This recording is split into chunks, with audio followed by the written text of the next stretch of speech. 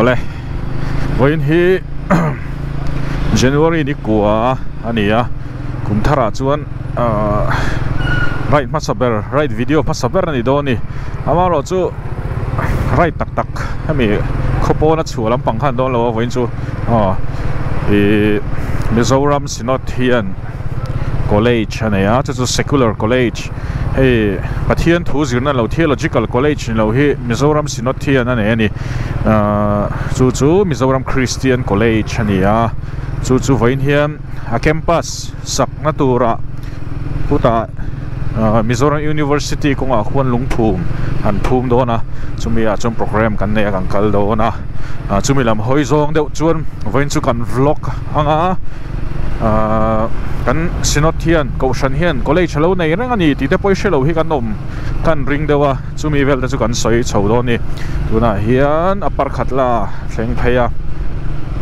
ดาร์ส่งปัจจุบันเส้นเวนิตัววันกันโปรแกรมที่ดาร์ทุ่มมาจันทูรนี่อ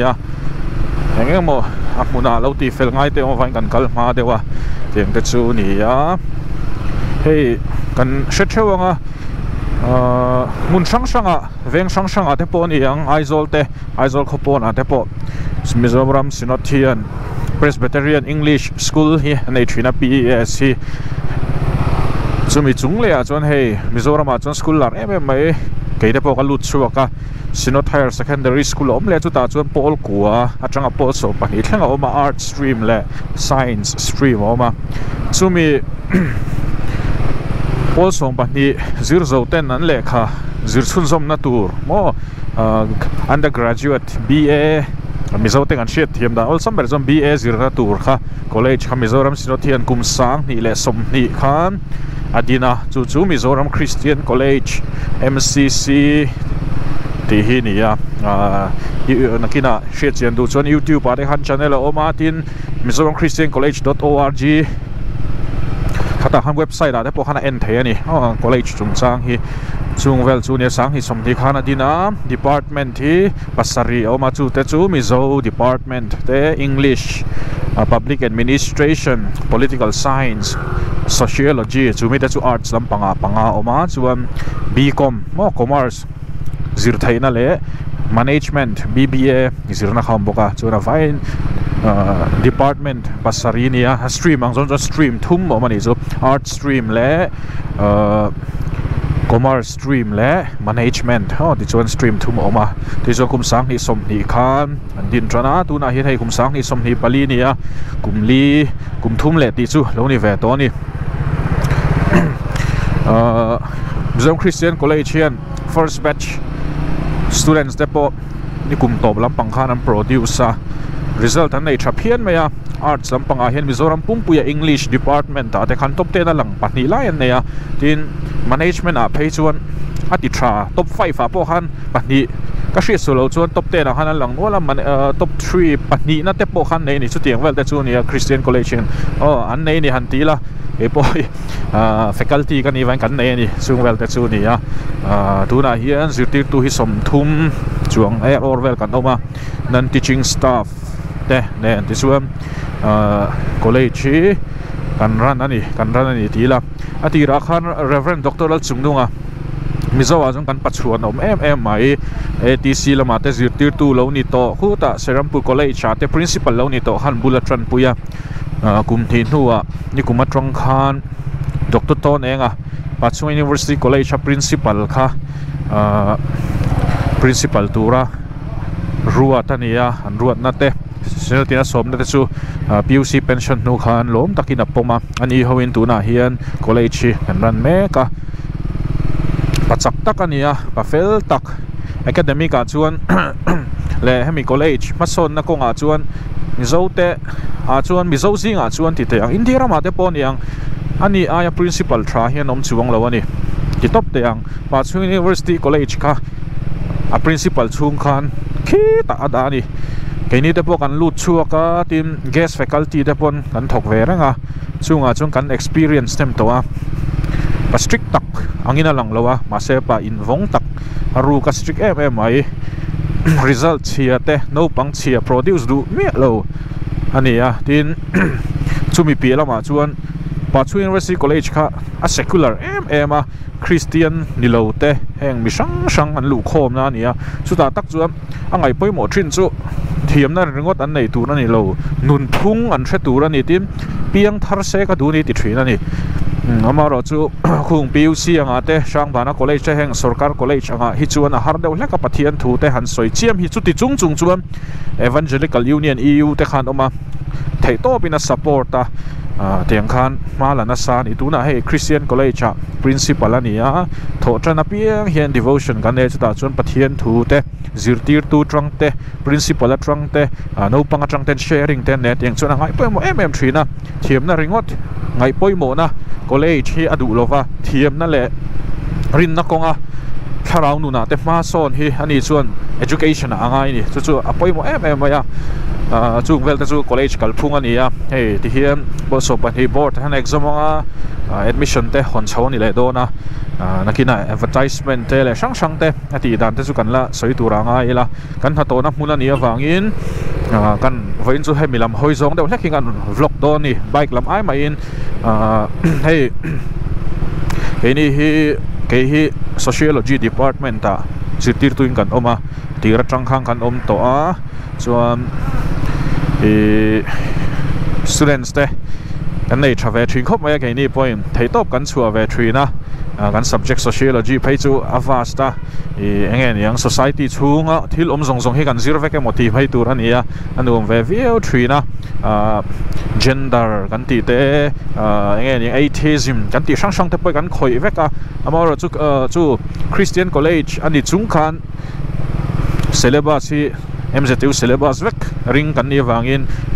Christian hoizong ang zong chawa zirna ang kha ani mi lawa secular college ania engkim mai hi light hiang bera zirna ha ni vek ta ni amaro chu Christian College ani angin pathian thu hi kanin shil na sa thina devotion te nei in ti chuan sharing te kan neya ka ma ka soita ang khan kan hlim ve view thina crusade te kan neya speaker te kan soma tiang khan Friday a hian zirtop ni a hian CCA hun hi kan nei thian sada chuan classroom ti fai te college compound han ti fai ba ka hian mi thiam som te hi kan ching atin off campus class kan ti te kan ne chu kan thil zira hi thil tam tak hi chu kan zir thina motor chungchang te hi en tinan lo zirila motor la mungai lo om ziam lo ni chu wang chuan ke ni chuan off campus class kan nei thina pon lampanga kan thil zir chian du khana huna kan va zir chil thini an tian mizo department chuan zol book te nun phung te mizo nun phung te kha an lo zira hang tia khan so ta khoi nge niang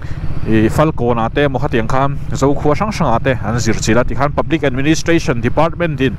parliament chungchang te assembly session te khatiang khan an zira assembly session ate an vatel ve ni mo tiang khan tin political science department te po ite kan soyang hey chief minister tite enge what is the role of chief minister enge chief minister ina ti enge chief minister office in enge an roles enge functions ite khan zira chu amun ngei maya te kham chief minister puzoram thanga home lai khan an wazira ti khan puzoram thanga fel ma lo welcome at yang khan an mani ho thleng khan engkim mai kha chiang takin an lo zirtira huna a real big mai chung de chu kan kalpui thina kan healthy practice zinga mi ni chu chuan hei tian rural expedition ten e nak tu khian an jin chuak anga nak tu ni January ni som hian an jin chuak anga thing khan aizol khopui mi thang thar te hian thingtlang nun ten she to lo lutuka ti thua khan wa chen chila hatinga nun phung mi zo nun phunga tak tak kha wazirna te kha tiang khan expedition te nei turin an sin chuak do na tual te lamang kalanga ama in khi ta khochak lampang far kon te zong te ha an tlo to ni tiang vel te chu ne tin commerce sam te pon industry ten zir chianga an zin to Delhi lama ten kalanga tiang khan management lam te po fire ma ten kalani arts bi khi chu rural expedition a hang kal pu ting ne chu thil sang kha practice kan etin faculty exchange program kan ngai pa M3 na kan college ha hian heng nghe những memorandum of understanding MOU kan ti kan sign puya college sang ten ti an department azirin keni sociology khana main Pachu University College kan sign a an zirtir tu ten kan college class anon la kenin PUC class kan la so government as college nan kan sign le a anin anon la kenin kan la tiang vel khani ta hetik de khangai poi em ya chan zo zirtir tu ngai reng zirtir ai chuan mi sang zirtir na taste shan han ton te hian mason na keng telani change engam om lo chuan mason na om lo ven tiang deuh kham kal phung thar kal thil ngai ranga kal ai chuan thil thar khatinga han in share ton te khana nuam fe a tina phur om ve ni chung vel wang te chuan tiang de kan kal puya din college te po kanin thian thathi poimwa chung wang te po chu ni nga hi ngai poim em kan principal hiam tiang te chu ni a amara chu tu na kan problem ber hi chu admission chung sanga hian hei sarkar college chu kan phalu tu thei kan pha thei lo sim sima amaro chu admission chu kan mu ve chok me ni ai zo chunga nia a foundation Mizoram Sinod wangte le zirtir tu te faculty em maya chung vel wangte ba ka enge chan sang wangte poina ni yang tin sinota lo lu to sa te ko shan college cha lu chung ten an du wangte le sang wangten aron thlang ve chat thrin ani amaro choi tu nine kan boina chu campus kan nei lawa hi student sa hi lo ve deuh thina chu vel wangte po chu ni nga campus nei college cha lu te hin chak thina ni thang thara chuan thalaya chuan chak om ber maya chu ai chak om chuang lo ani tuna hian Sinod Higher Secondary School mission veng thanga an building hlui te kha kan changa yang chuan kan kal hoa school uniform hale halo kan om khom vek mai ani chung te ni wang chuan tan shila hian campus saktura ti to sim khan ya maro chu tuangin hma lak chak theilowa voina ero hei melung thar kan kai do na campus mun tur na kina tha te kan la anga chu ta chuan lungphu man phu manga an satran mup mai do ni he nuai sanga zakua cross nga pakua vela campus hi plan masai chu so tum tur ania chung vel bor chu nia campus te zok chu ni don mi lo mai ni phurom viawa zirna hi hei in indira ma te po zirna traber hi han enta ila nia Jawaharlal Nehru College college te kan ti JNU Jawaharlal Nehru University te su thalu tu ka secular hemi piala ma hian tina mai Madras Christian College kan ti te Xavier's Indira ma Saint Joseph College kan ti te Indira ma college tha te hi engen yang Christian Sakuna based college anom true mai ni kan cheve kan Catholic ho ngat phei chon nei tra em ya chung wang chuan hetianga kan Christian based Goshen based college kan nei te hi kan van nei le hey kan shenga lunglei lama chuan hatim tem ta Mizoram Baptist College lotling em ya je buana college te lunglei government college te Pathum vel an ya tin hatim so result nei chian ningai lo hei college students in elna te hi om thrina thil sang project in CMC ka te an che chingai lo ni Goshen College tu an dang deuh zar mai zelatin discipline a hen ai nang lo thei ai nang thei che lo boka hei ke ni depo sarkar college a lu chuak ve tho kan ni discipline bi ka hi chuan Goshen huaya engemo pathian thu nei engkol hi chu adana dang khop mai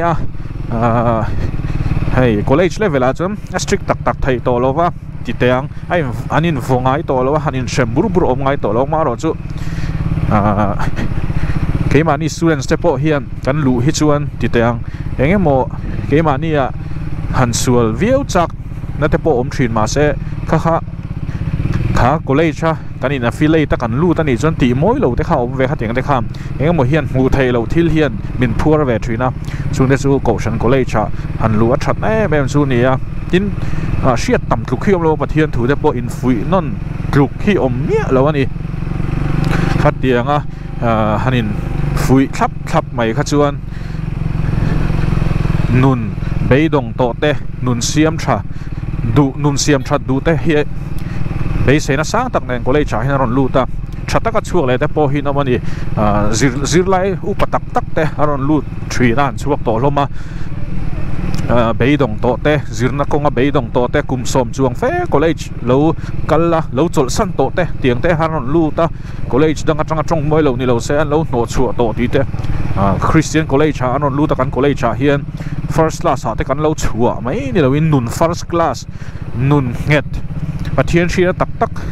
nei tu ko san le khotlanga mi tangkai taka te kan lo chua chu ke mani a chuam Mizoram pumpuya chum pakhat na ni lo mai the amaro chu khatiang kha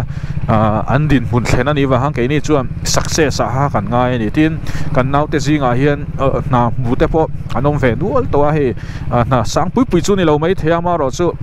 in khana tla khop na mu ngal te anom ve ting ne son min ti lo em mai ni chung te chu kan college ina kan achievement nei to te ani ya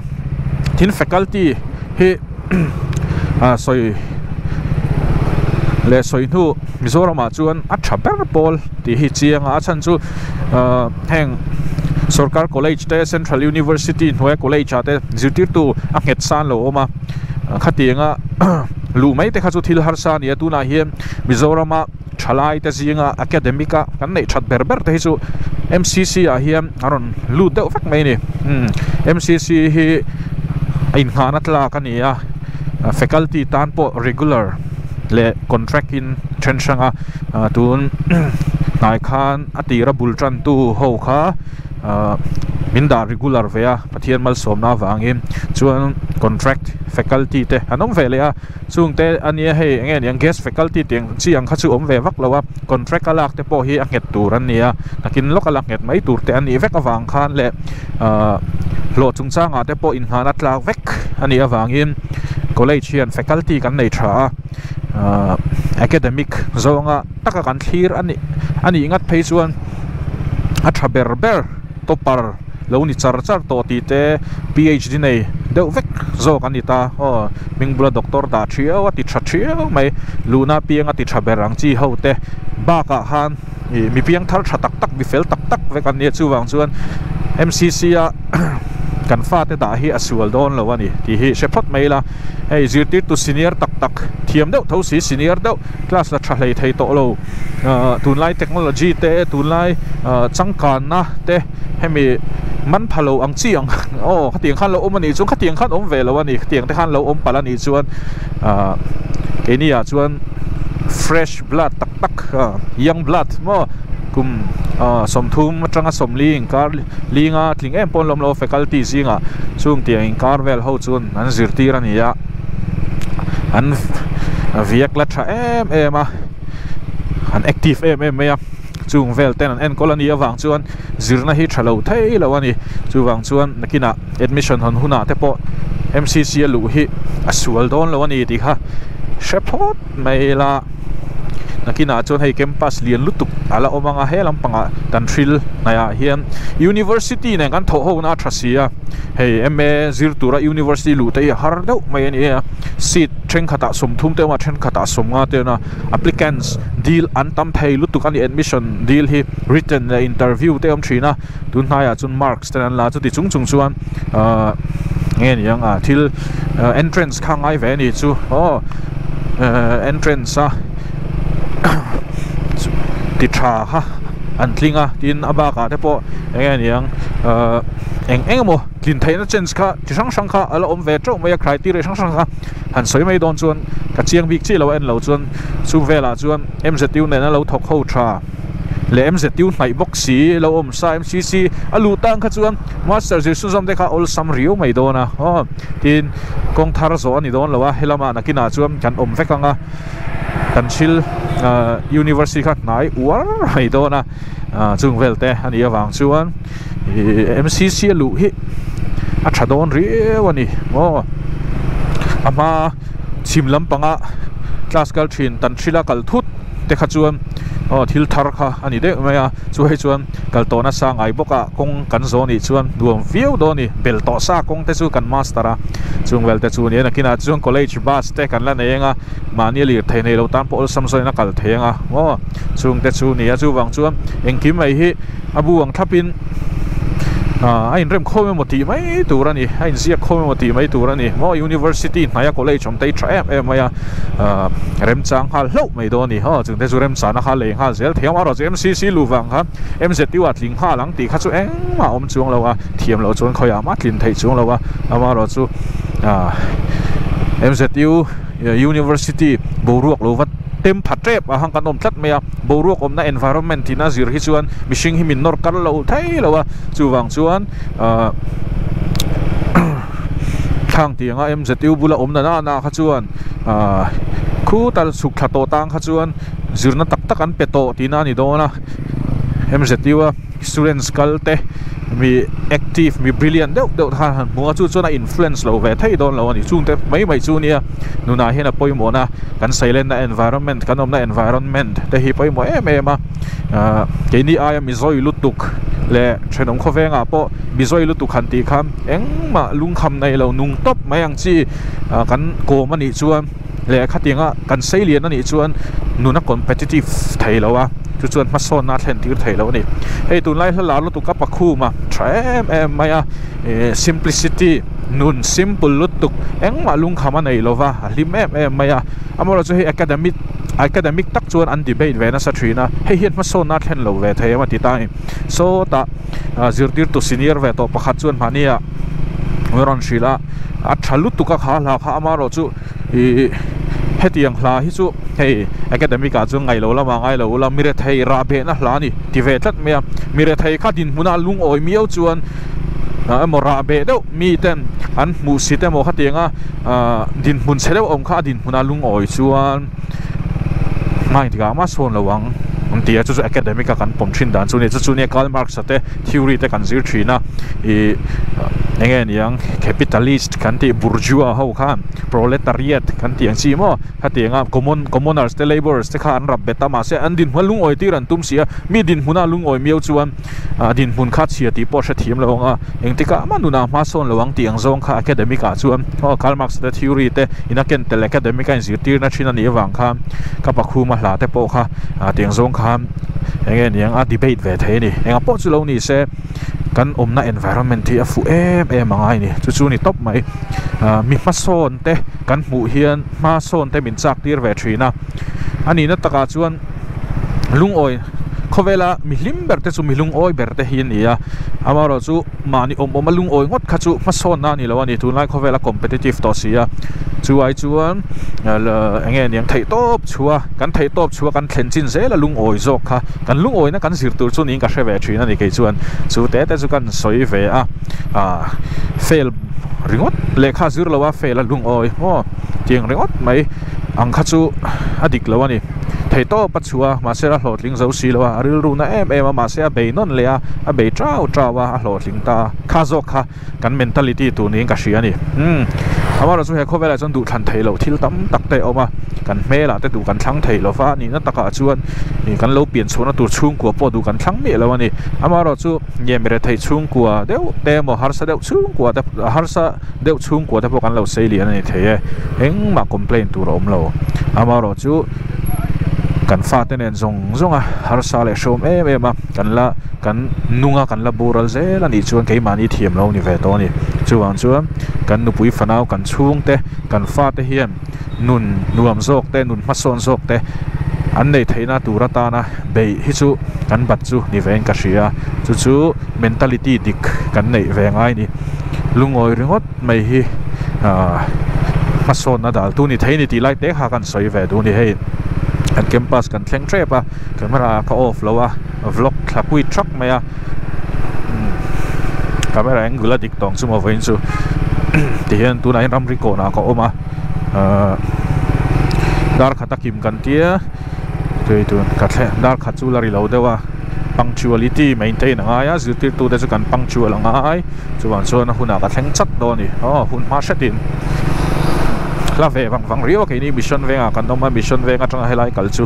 kina campus sak zo huna phei chon chu ma le wa ngai dong khop mai tu university kal reng thina ke po tu ma chuan chu ma ngai ve thin khop mai tu phei chon traffic ka sam na sa to thin sia hemi peak hour jingdar ko dar som so vel hi chuan se tu na chuan heng ma zam lo wa nuam khop mai heta ka tlan zel hian Mizoram kan zirna in sang ber